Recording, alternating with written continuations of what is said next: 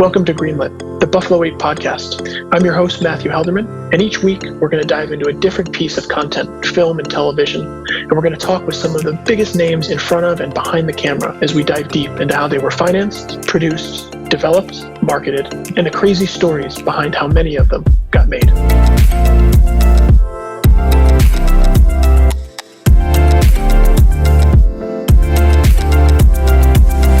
Welcome back to Greenlit. On today's episode, I'm chatting with Dolph Lundgren. Dolph is best known for starring opposite of Sylvester Stallone in Rocky IV, playing the well-known boxer Ivan Drago, the Russian nemesis in the film. Dolph's probably one of the best-known characters in the Rocky franchise, and that is ultimately what I think most of the world came and has come to know him by. But getting to know Dolph over the last couple of years, having made a movie with him about 3 years ago now called Blackwater, we were prepping another film called Castle Falls, which got shut down during coronavirus. I've come to see that Dolph is so much more than just that actor that people know him and the characters that he plays. Dolph is an intellectual, having given up an opportunity to go to MIT, where he was studying to become a chemical engineer, as well as a Fulbright scholarship recipient. Goes without saying, he's an athlete from fighting and training and karate and martial arts, but he's also an artist. And so he's this incredible everyman who is really reflective now in looking back on his life. Today, we spend the majority of the time talking about Rocky IV, but also the backdrop about how the films that he has starred in have changed the way he's thought about his own life, his legacy that he wants to leave behind, fatherhood, as well as the way he thinks about the entertainment business and the ways that it's changed since he joined it almost 40 years ago. So without further ado, enjoy this conversation with Dolph Lundgren. So welcome back to Greenlit. This morning I'm chatting with Dolph Lundgren. Dolph, thanks for taking the time.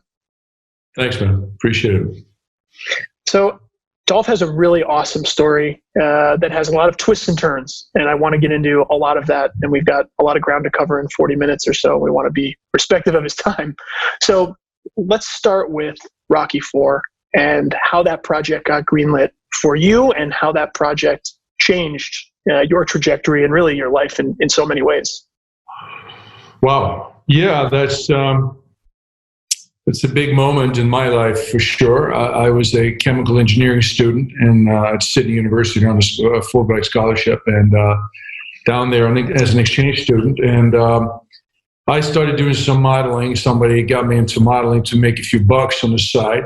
I was also working as a bouncer at a club in Sydney, and I was fighting. I was competing in the Australian Open, which I actually ended up winning. One job was to do security at rock concerts. And this friend of mine who was a fighter, who I used to spar with, he was a boxer, but he was a tough guy. So he was big enough to take punishment that I would dish out in those days. So him and I got a job through another guy to work at these rock concerts. And it was like Joan Armatrading. Trading. It was Dr. Hook. It was like very, very 80s type of bands, Men at Work. And anyway, and one was Grace Jones, who was a black singer, a very interesting woman. And I was posted on the stage door for some reason in the back, and when so at the end of her concert, I was standing there, and she was in there with a bunch of people. I kind of knew who she was a little bit, and I was just standing there. It was like maybe 11 o'clock or something, and I had to get up the next morning to go to school, and she kind of clocked me out there. I realized afterwards she invited me and my friend Mark, the fighter, to do security when she went to a club with maybe 10 other people. And then we ended up going back to her hotel suite, which is a big suite. I'd never seen a big suite like that, being a Swedish young kid from Sweden, an exchange student. My room was like a closet, at the university. So I was up there with Mark, and he was kind of hitting on her.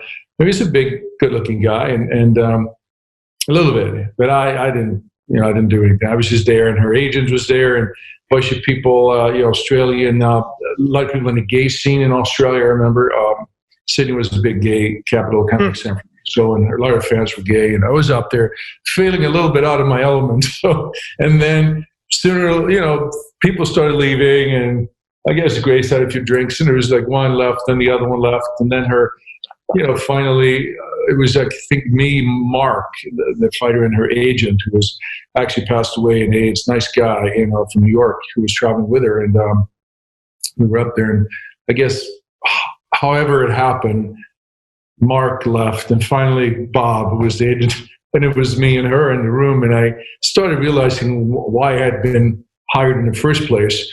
And, one thing led to another. I missed a few classes the next morning in school at university, but we ended up having a relationship, falling in love. Really did. And I had to finish school, and I went to Tokyo after school was done to practice karate, and I met her because she was doing a commercial there. I went back to New York with her, and I had 6 months before I was going to start at MIT in Boston. I had a Fulbright scholarship there.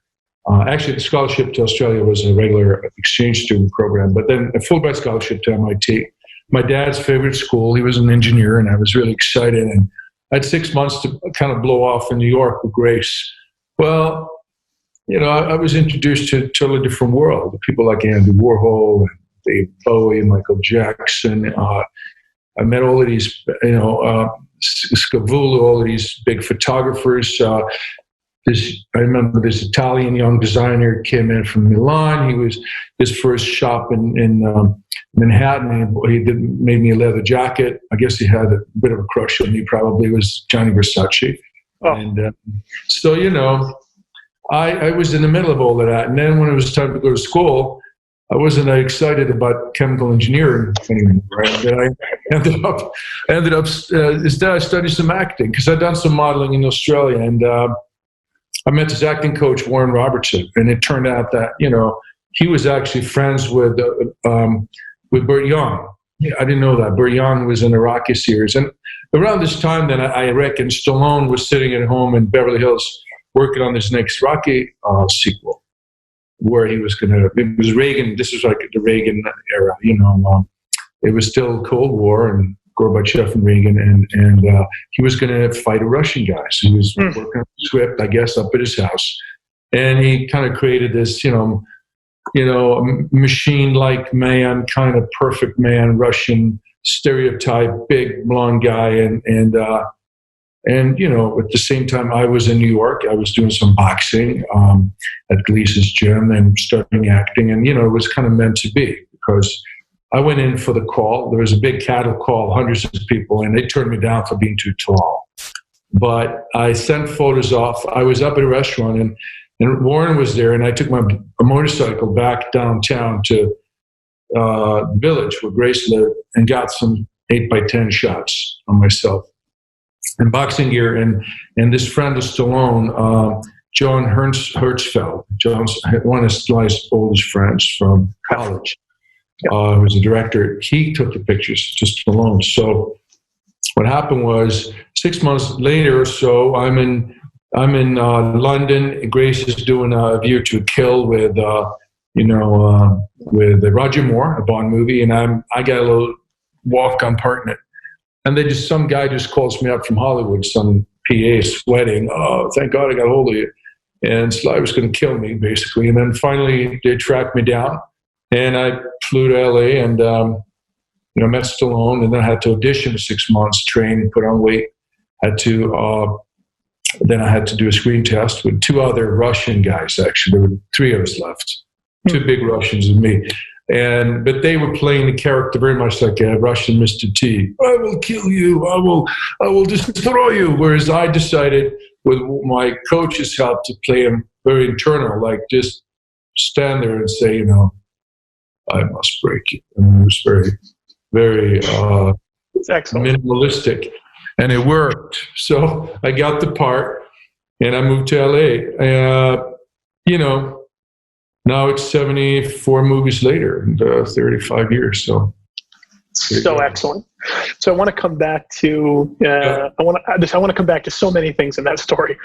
Yeah. Funny enough, we actually, one of the first movies I ever worked on was a John Hertzfeld movie. There's a movie called Reach Me that John directed, that Sly was actually in, and this must have been like 2000.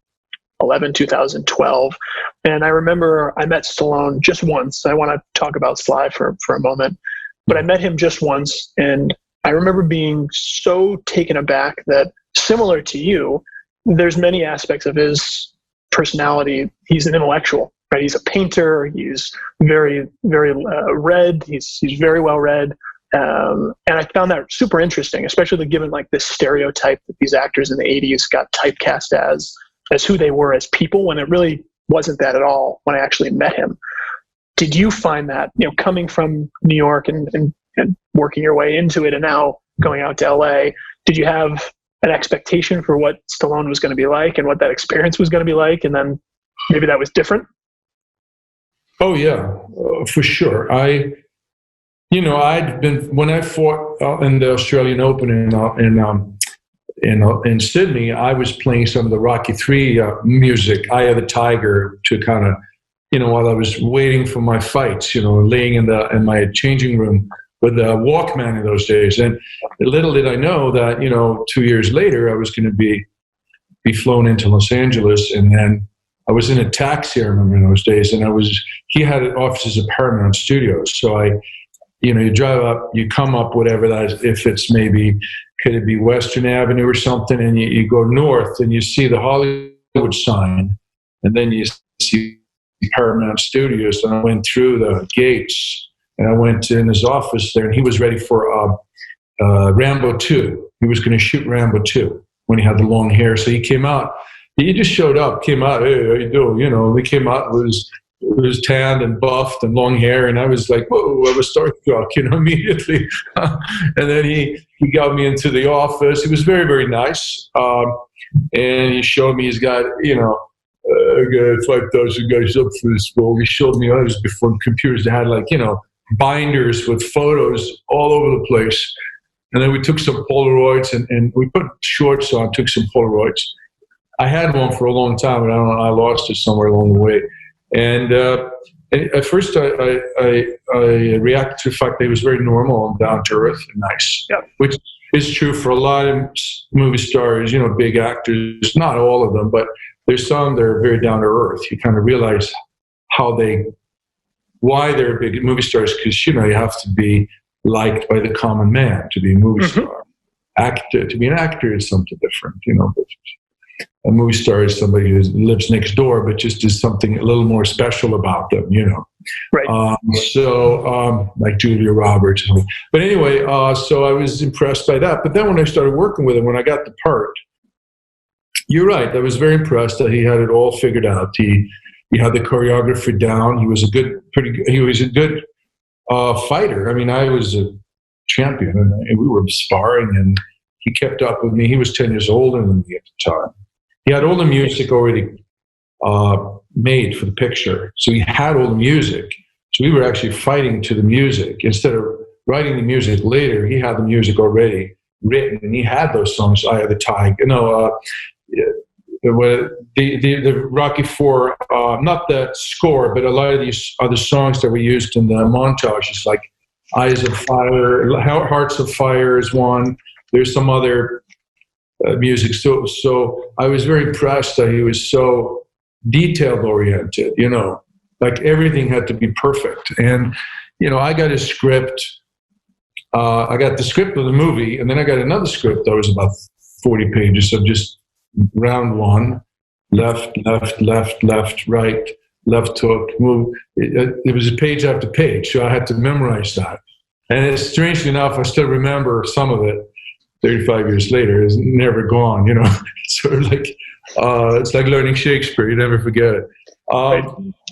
This is a different type of Shakespeare. Anyway, but he, I was very surprised that he was, and I've gotten to know him since then. Of course, he's very intellectual, very smart guy. And as, for instance, Arnold Schwarzenegger, people realized that, of course, when he became governor and all that he wasn't just a dumb guy in the gym lifting weights, which, with a funny accent. So I've obviously been looked upon the same way. I came from an intellectual background. My parents were academics, and my whole younger life, my whole way to to sort of my identity was based on that I was, a good student, basically. And now, of course, I've played, tons and tons of these, various, stone cold killers and fighters and people like with who solve a problem by, hauling up an assault rifle and blowing the other person away. So just lately have I played a little more sensitive characters, but it's. Yeah, I'm a victim of the Stallone thing where people think he is Rocky and he is, speaks one word at a time and it's slow, right. But it's totally it's the opposite. Right. So I want to come back again because I think that's an important part of your growth and your evolution. But I want to talk for a second, Dolph, about Rocky IV comes out. Obviously, it's a big movie, and I remember growing up and it being one of the biggest in the franchise. Let's just put it at that. And your character in particular, one of the most noteworthy in the franchise, besides Sly, maybe the most noteworthy in the franchise. How much changes overnight? Did you know how much was changing in real time? And at that point, did you say, all right, I'm buckling up for a different kind of ride than I thought this was potentially going to be? Like you said, coming from an academic background and an athletic background, the entertainment business, as you and I know, is a wild beast in and of itself. Yeah, it's a good question. I mean, I started studying acting because I ran into Warden Robertson, who was Grace's coach, who helped her on the Bond movie. But he also coached, he was coaching a lot of big actors back in the 80s and 90s, Academy Award-winning type of actors. And, I wanted to, when I first did some scenes there, I realized I had some emotional stuff going on that I had repressed a lot by being a fighter, because I had a big problem with my dad when I was a kid. He was very violent, and with me and my mom. So I had this trauma that I didn't really know what it was. I had never done therapy or anything, but I was a troubled teen, and I stole motorcycles and got drunk and ran away from home and all that when I was about 12, 13. Then I stabilized because my dad sent me away up north to my grandparents, northern Sweden. And I became, good at school. I became an athlete and all of that. So, what happened was, when I started acting, I started dipping into those emotions, and I had no plan to become an action star. I just wanted to see what that was all about. I felt good if my coach made me cry on stage, or I got really emotional. I got to vent some anger or whatever it was. So I wasn't, then I got caught up in this Rocky thing and I didn't realize how big it was going to be. I had really no clue. I remember walking into the premiere, which was in Westwood. It was, there was a new head of MGM. It was, what's his name? He used to Weintraub, Jerry Weintraub, who was like a showman, right? He has a huge office. He was a big guy. They had a huge opening with elephants and marching bands and whatever it was, in Westwood. And I was with Grace. And we came out of a limo, and she's dressed in a huge hat, and she's got like leather coats and gloves, and everybody's trying to get rid of it. Who's that big guy? He's in the way, you want to take pictures of Grace. So it's like, excuse me, sir, he didn't move. So of course I walk in the theater, and I hadn't seen the picture because I didn't cut the picture. I hadn't seen it. I'd done some ADR, but I sat down with her, and Stallone was there, and when the movie, the lights went down, and these two gloves, they collide. Remember, it's Russia versus America, and of course, 90 minutes later, it was a great movie. I mean, I was moved, and so was everybody else in the theater. And the lights came up, and suddenly everybody's looking at me, and I was like, "What the hell?" And we came out, and they're taking pictures of me right there. That's 90 minutes later. Yeah, so my world just started spinning, and it took me, I'd say, about 5 years to sort of get my bearings back. I lost Grace. We broke up. I had this manager who ripped me off, who I had to fire. I got, a bad advice. Things happened in my career things I didn't want to do. I did the world tour for Rocky IV, and I was this 27-year-old stud, single. I mean, this is in the 80s. You can imagine. It wasn't like I went to bed at 9:30 every night. It was certainly 9:30 a.m. Right. It was just. So I had no idea, and I think it was somebody said that getting famous, you really kind of go crazy a little bit. Whoever you are, it's not normal for people to talk to you like they know you very well and you never met them in your life, but they think you're their best friend, and they'll tell you all kinds of. They'll cry or they'll hug you, and you changed my life. It still happens to me now. Now I kind of get it, but then I didn't. So it was a huge thing, and Stallone was there to guide me. When I was co-starring in Rocky IV, but after that I was starring in my own movies, and he wasn't nowhere to be found, and I didn't have anybody in America. I had no family. I had a manager who turned out to be a bad guy and a drug addict. Not a bad guy, he's just a drug addict. But I did the whole thing.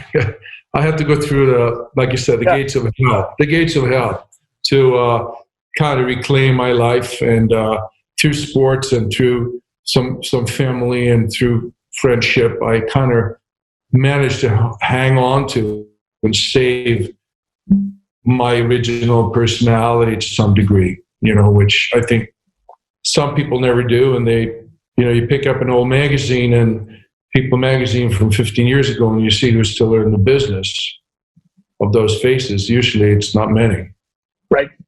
Right. Well, it's a perfect segue to you made the comment about being able to stay grounded enough after regaining your bearings to maintain the parts of your personality, your real, true, authentic personality before Rocky. You have always struck me as this sort of student of everything you do with genuine curiosity and enthusiasm. I think about it with your academics, think about it with obviously sport and how much fitness is still a big, important part of your life. And not like you said in sort of the meathead way, but in the way of you actually pursue it and are a student of it and love it, and it impacts the other areas of your life. And now we were preparing to make a movie together that you were directing and starring in and producing before the coronavirus halted it for the time being. During those days, and maybe fast forward through those 5 chaotic years after Rocky, did you know that filmmaking and content and directing and producing, that becoming a student of this craft was going to be another chapter in that sort of pulling the thread of curiosity that you seem to have always had? It's a good question. Yeah, I think you're right. I think that early on, I had this curiosity of life, and I think as a young man or a young boy, I realized that life it doesn't go on forever. And I try all of these things. Try to be like my dad, then I try to be like my karate instructor, then I try to be like my professor. But you can't have you can't be the world champion in karate and win the Nobel Prize. You have to somehow, you got to stop. You can't win the Nobel Prize and get the Oscar, or be a movie star and a world champion at the same time. And that's why I ended up having to know when to step off, like step from one, jump from one car to the next, almost like in a race. I had to jump from academics to sports and then to movies. And I thought that I did think about directing, and I was working on a script actually when I got the role in the Rocky IV movie for me and Grace to do something. It was a bike. It was like a motorcycle picture. I remember now. I think it was called Interstate 10 or something. It was about, that goes from Florida to Santa Monica. I think it goes straight through America. It was kind of road movie. I was working on that. So I always had that aspiration, because I used to paint, I used to play music as a kid. So it was I had that sort of aesthetics part of me, but, the movie business and women and, money and all the craziness just kind of swept me away for 20 years. And then I got married. My ex-wife hated LA. She didn't want to live here. She wanted to move first to New York, which we did. Then we moved to London a little bit, and then to Spain. So I lived in Spain for 10 years. And my kids grew up there. And I directed a couple of small movies back then, but it wasn't like until late, like maybe 6-7 years ago, I started doing meditation and therapy, and I got into that whole problem with my dad and my trauma and why I was why I couldn't relax, why I was kind of running around. It's called escape behavior. You're trying to escape, like PTSD. You're trying to escape from something, and it's in here. If you're a soldier and you can't get away, you have to deal with it. You can't drink, you can't go on another mission or have a sexual affair. It's not going to cure it. It's just a way to try for you to feel better. But so I kind of got through that, and that's when I kind of knew that I think I'm able to give more now as a director and express myself a little bit through cinema that before I wanted to do it, but I had all these other issues. Plus I was getting, offers to do this and do that. And all the expendable pictures, those 3 movies came out one after another and so forth. But I do look up to Stallone for his, he's a very smart guy, and for his cinematic, kind of instincts. And even though I don't know what school I come from, but I'm more interested in sort of redemption and healing and things like that, which is kind of where I've gone through. Right. Well, I'm sure he is too, by the way, like all filmmakers, Right. I want to come back to Expendables and Creed, because I think that's a nice sort of full circle. But I had a chance to watch your TED Talk a while ago, before you and I had met, before Castle Falls or anything like that. And I think that was I'm just clicking around and sort of exploring the TED website, or I don't even remember how I stumbled on it. But again, that struck me as someone who, like you said, has been reflective and thoughtful, as opposed to this persona that, unfortunately, being a movie star and an action star creates for you. Did you think, as you went through that process of self-reflection, self-healing, and this is a really deep question that I didn't prepare for at all, but it just strikes me as something we should at least mention. As you went through that and really reflected on it and that experience with your dad, did it change the way you thought about acting, the way you sort of prepared for characters, or the things you brought to those characters and made you a different actor, perhaps? Oh, definitely. Definitely. I mean, there's so much to it that is a big question, but you're standing up there on stage for that TED Talk, totally by yourself, and you're kind of naked, and you're talking about some extremely personal matters. It was, it's a kind of a life-changing experience, emotionally anyway, because once you've spoken to them about it, once you've done it there, it's sort of off your chest a little bit, and once it's off my chest, it's much easier for me to use it, because I'm not caught up in it. So I can now use it as a tool, more like a tool, as an actor. Now it's kind of fun to delve into what my dad did to me and how that made me feel and all that pain. And it's okay now, because I've kind of exercised it. And that talk was a great way to do it. I did it in therapy, but obviously that's in front of one person, that's in front of my therapist. But it did change it, and I think that it kind of made me want to. It made me. It was another, typical things happen for a reason. I mean, then I get this, I get the role in Aquaman and Creed 2, and they're both about fathers. One has a daughter who's running away, whose life is in danger, and I have 2 daughters, who I love very much. And then the other one is about a dad who terrorizes his son. And now I play the dad. So I spoke to my acting coach, who I've been working with, Larry Moss, who's a great guy. He's one of the best in the world. I mean, I've been friends with him for 30 years because he used to work for Warren Robertson. He used to study there and teach. But I started working with him, and I remember he said something like, whether it was Aquaman or Creed 2, he knows my background, my dad, and he said, Dolph, he said, do you know how many people are going to watch this picture worldwide? Do you know how many young men or fathers will watch this, and you can have such an impact on their life? You don't underestimate that. So I was in it for that reason, and that's, for instance, now when I do a movie like Castle Falls, I'm thinking in terms of, okay, what can I express to the world, to the viewer?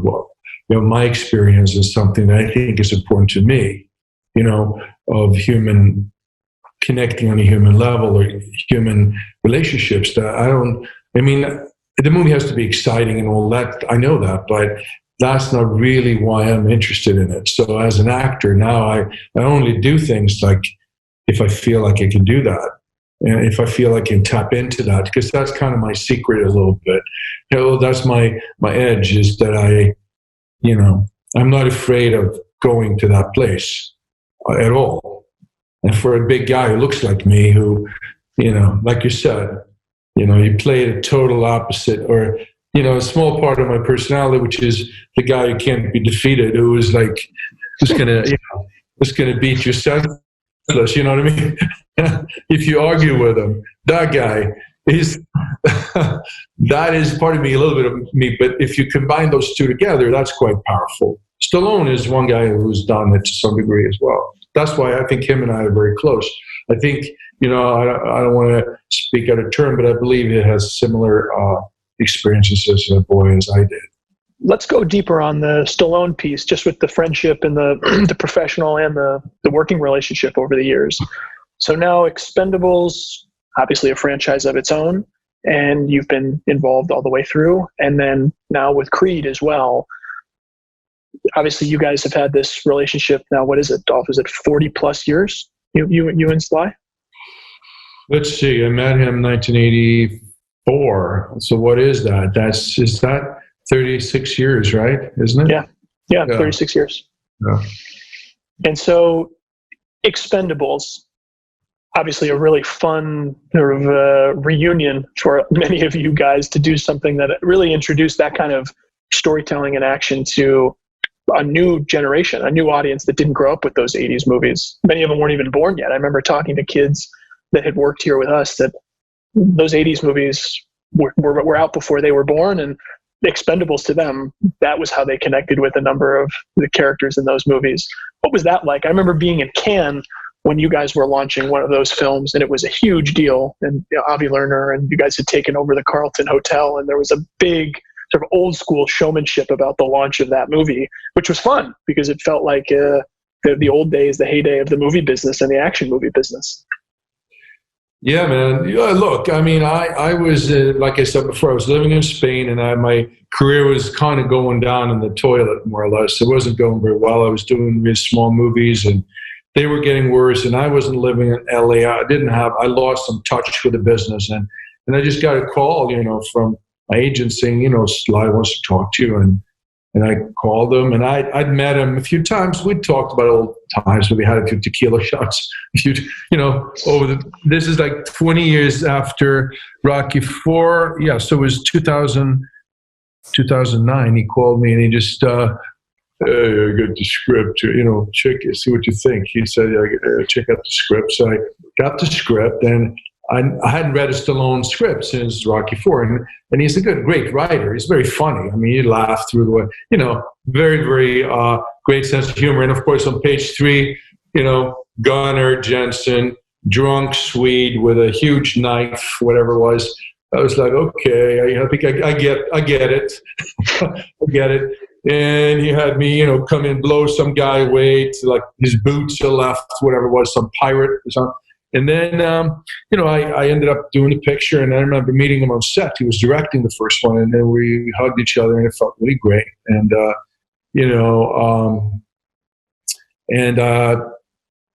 Jason Statham, I didn't know him. I met him, but I knew Mickey Rourke, and, I knew some of the other guys, Arnold. But you're right. It was like an old school, throwback picture where I heard that kids would buy a ticket in a multiplex because it was R. It was an R-rated picture, right? So they would buy a picture for something else and then sneak in from that theater to the other one to see Expendables because that's where the heads blew up or whatever it was, and guys were being cut to pieces. So Stallone, he doesn't hold back on the violence, and it was a lot of fun on a personal level. I was back on a big screen. I ended up working with Arnold and Bruce Willis, a few other guys, and like you said, I think we were Expendables 2. We were in Cannes. You're right, and we were riding in these tanks, or they were like armed personnel carriers. Yeah.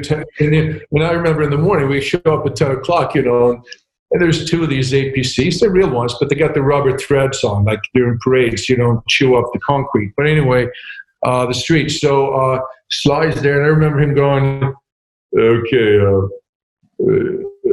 let's see now. Mel, you go on that one over there with me. Dolph, you with me. Arnold, you go to that one. I mean, who would stand there going, hey, Harrison, you can go in the back of that. It's like ordering all these huge stars around. Everybody's just like, okay, I guess I'm sitting over here. It's like a school trip. But who else? I remember reflecting, what other guy in Hollywood could do that? Nobody. They wouldn't take orders from anybody else. But anyway, so the whole experience has been kind of surreal, but a lot of fun. And Sly and I just have some kind of connection. And, I don't know. I look up to him as just kind of a mentor, but we've become more friendly over the years because now, as we're getting older, we have daughters who are about the same age and so forth. So that whole experience, Expendables, there's a fourth one, I guess, in the works as well. So it hasn't stopped yet. Right. Do you credit Expendables?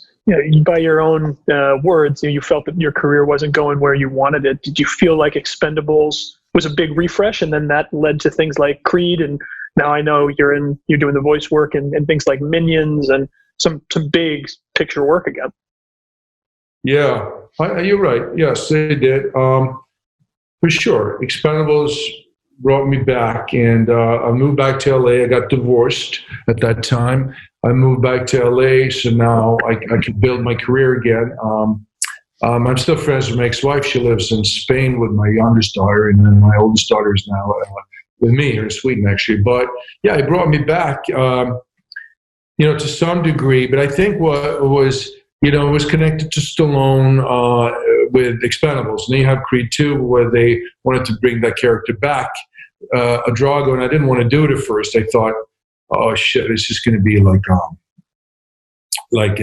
going to be used as some kind of evil Russian guy, and I didn't want to step on that sort of iconic, Rocky IV character, because there is something. I think it was Kevin Costner. I listened to an interview with him once, and I remember he said something like, it's very hard to know what's a classic movie. You don't know. It takes at least 7 to 10 years to know, okay, that movie is a classic, could be a classic. This one made a lot of money. It doesn't mean it's going to be a classic. Or you got good reviews. It doesn't mean people are going to watch it 20 years from now, unless they have to. But some movies are always there, and they always come back, whether it's Dirty Dancing or, Rocky IV. I mean, there's some of them, and Rocky IV, I think, was one of them. There are other ones that, that you could, and it takes a while to figure it out. So when they wanted to bring the character back, I didn't want to mess with it. But then when I read the script, I realized it was really great characterization, a way for me to kind of, to try to make amends for all that havoc I rained upon, Apollo Creed and a few others back in the 80s. To be kind of be forgiven for all the death and destruction as a Soviet machine. So I enjoyed working on that, and I know that the James Wan, who directed Aquaman, that came before Creed 2. He was a big fan of He-Man, and he had seen me also in some interviews. So he was the one who wanted Warner Brothers to hire me to play like King Nereus, but I think they didn't want to hire me. They weren't sure, so I had to do my second screen test in my career. I did for Aquaman. Just a scene I had to do from Excalibur. They didn't want to give the script out, so I did another scene, like some Excalibur or whatever it was, and that was quite nice to be hired just to play a kind of politician, deal maker guy who wasn't like an ass kicker. So, but it's taken 35 years.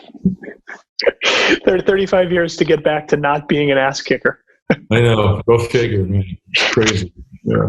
Well, we're coming up on time here, and I have two things I want to end with. One is a serious question that we end all of these interviews with, and one of them is a favor, although you've done it a few times throughout this.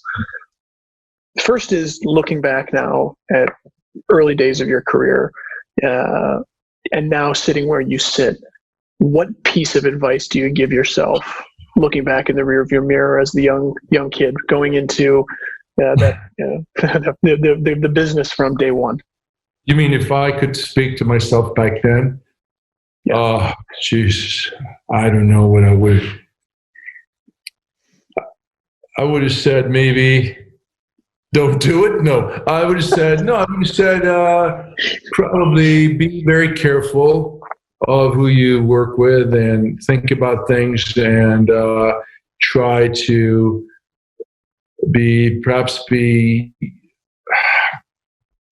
stick with your craft. I wouldn't have rushed things as much. I was rushing through it because I had so many offers, and I would have maybe been a little more careful of the movies I made and who I worked with, perhaps. But I never look back and regret anything because, life isn't like that. You had your karma. Everybody has their karma. If you're Napoleon Bonaparte, that's that's who you are. And if you're, you Jesus Christ, you may not end well, on one level, but on another level, that was what you were on this earth to do, put here to do. And I think I realize now that I was put on this earth, and I felt it, but I didn't know really how to do it, to make people feel better, to entertain them somehow, to brighten up their day, whether I play good guy or bad guy. And that's why now I get it back from people. It's like giving love to your kids. You give your kids love, and they give it back to you when you need it.